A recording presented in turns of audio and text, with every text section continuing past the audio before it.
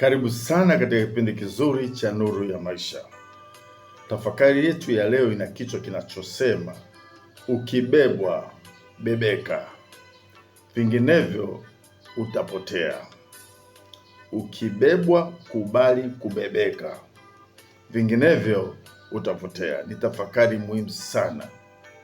Wako watu wengi sana walipobebwa hawakuwa tayari kubebwa, na baadaye wakajikuta mahali pagumu sana katika safari ya maisha. Ni mimi Mwalimu Peter na kukaribisha hapa Nuru ya Maisha.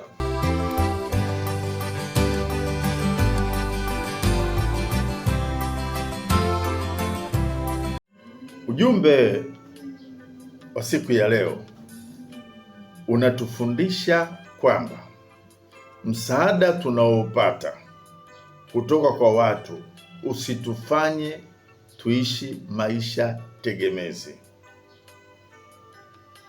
Kuna nyakati watu wanaweza kukusaidia, kukufadhili, kukuunganisha na fursa au kukubeba katika kipindi kigumu cha maisha unachopitia. Usisahau, msaada ni kitu cha muda. Upo wakati wanaokusaidia au wanaokubeba wanaweza wakaondoka, wanaweza wakabadilika, wanaweza kushindwa kuendelea kukusaidia. Mtu mwenye hekima hutumia muda wa kubebwa kujifunza, kujijenga na kujiandaa kusimama kwa miguu yake mwenyewe. Ukitegemea kubebwa kila wakati bila kujifunza, unaweza ukajikuta umepoteza mwelekeo wa maisha yako kabisa, hasa pale msaada unapokoma. Kitabu cha Isaya 43:3-4, Mungu anatukumbusha jambo muhimu sana. Biblia inasema hivi: maana mimi ni Bwana Mungu wako, mtakatifu wa Israeli, Mwokozi wako. Nimetoa Misri kwa ukombozi, nimetoa Kushi na Seba kwa ajili yako, kwa kuwa ulikuwa wa thamani machoni pangu na mwenye kuheshimiwa, nami nimekupenda. Kwa sababu hiyo nitatoa watu kwa ajili yako na kabila za watu kwa ajili ya maisha yako.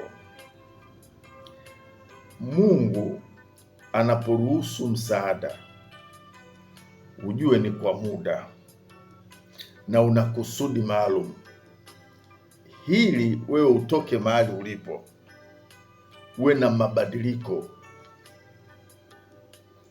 Kwa hiyo usisahau, unapobebwa, hiyo ni neema toka kwa Mungu, na hiyo neema imefungwa katika muda. Kwa hiyo itumie vizuri kwa kufanya mambo haya kadhaa, yatakusaidia sana. Jambo la kwanza, jifunze kujitegemea. Usiweke maisha yako yote kwenye msaada. Jambo la pili, tumia fursa vizuri. Ukipata mtu anayekusaidia, tumia nafasi hiyo kukuza maarifa, ujuzi na uwezo wako. Jambo la tatu, usizoee kubebwa. Kila hatua ya msaada iwe daraja la kukuvusha, si kitanda cha kulala. Jambo la nne, jitayarishe kwa kesho. Watu wanaweza kubadilika, lakini uwezo uliojengeka ndani yako utakusaidia kusonga mbele. Kwa siku zote ukitumia hiyo fursa vizuri ya kubebwa, hata ukifika wakati wa watu wamechoka kukubeba, wewe utakuwa na uwezo wa kutembea mwenyewe na kusonga mbele katika maisha yako. Kile kitabu cha Mithali 6:6-8 anasema hivi: ewe mvivu, mwendee chungu, zitazame njia zake, ukapate hekimishe kwa namna hii. Msaada ni baraka, lakini kujitegemea ni ukomavu. Ukibebwa, bebeka, ili siku atakapokuacha uweze kuendelea na safari kwa nguvu zako mwenyewe.